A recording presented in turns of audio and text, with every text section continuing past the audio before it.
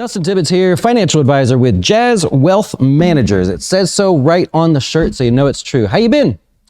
Hope all is well with you. Well, we're going to start off today by getting you retirement ready in 2024. Let's say that you're at zero. You got nothing going on. What do you do? How do we know where to start and where do we finish? So the first thing we're going to want to do is know your number. It's really, really simple these days. Although it can be hard to try to figure out, like, if you're young enough, what am I going to spend in retirement? I don't know. We're just trying to get within a range. And the reason we're trying to get within a range, not the amount that you have, the amount that you're going to want to spend each month, each year. That's what we got to figure out. But the reason we're trying to get into a range is so we can reverse engineer things, go backwards and figure out how much money do you need to save. The worst thing any advisor out there could tell you is you got to save more. What do you mean? Well, how do you know I got to save more, right? We want to figure out as close as we can to that number, because all you want to do is save whatever you need to so you can spend money on other things, growing wealth and doing whatever it is that you're passionate about, right? Well, once we have the number, the next thing we're going to want to do is be account specific. Now, this is going to vary for some of you guys, maybe a little difficult, but you can figure it out. If not, hey, you know where to find us, right? So we're going to be account specific.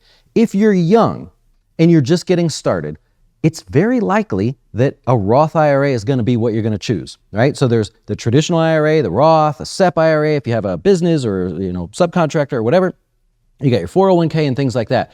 But if you're looking to just start, you have access to really no work plans, it might be a Roth IRA. If you have access to a work plan, like a 401k, 403b, whatever it is, maybe the Roth option is the way to go. And by the way, if you choose the SEP IRA, for whatever reason, it fits you the best, now you can do a Roth SEP IRA. So if you're young enough, we now know the dollar amount we need to put in, and we have an account to put it in. I'm going to assume that you won't max it out, or maybe you will, but there's limits to each of these accounts.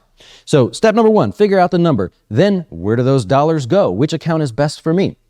If you have a higher income potential, well, maybe you're going to use the Roth IRA and you'll use something else later. If you already make a ton of money, then we should probably talk about which one you're going to use. But if you're young enough, you might still use the Roth IRA anyway. So we're going to take a look at that, right?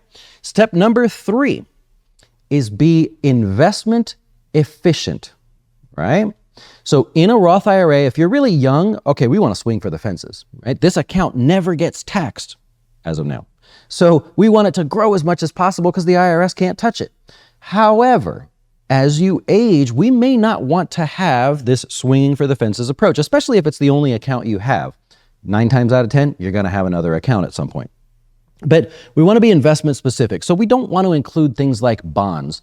It makes no sense to generate income that could potentially be tax-free anyways, depending on the bonds that you pick, in an account that's already tax-free. So we got Roth, that's the account type.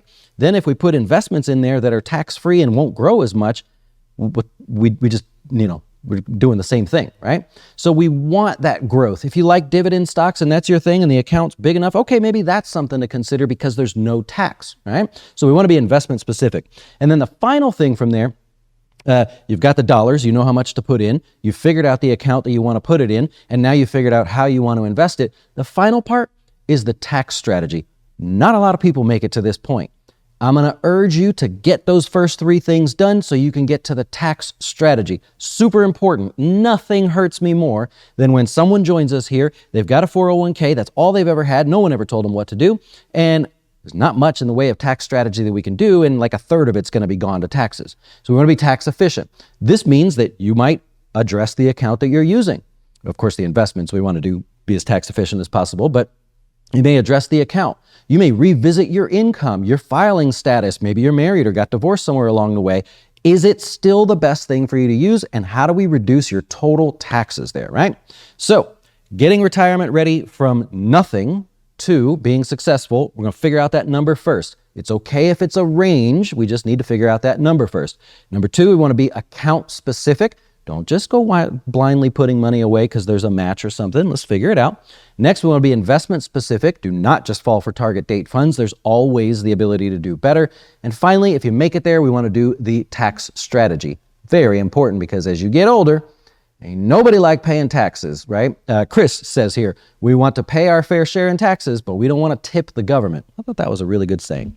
Anyways, feel free to check us out at jazzwealth.com. We'll help you with all of that and more. We tend to be a little bit geeky around here, but today I just wanted to go step by step and tell you what you need to do. Enjoy. Thanks for watching.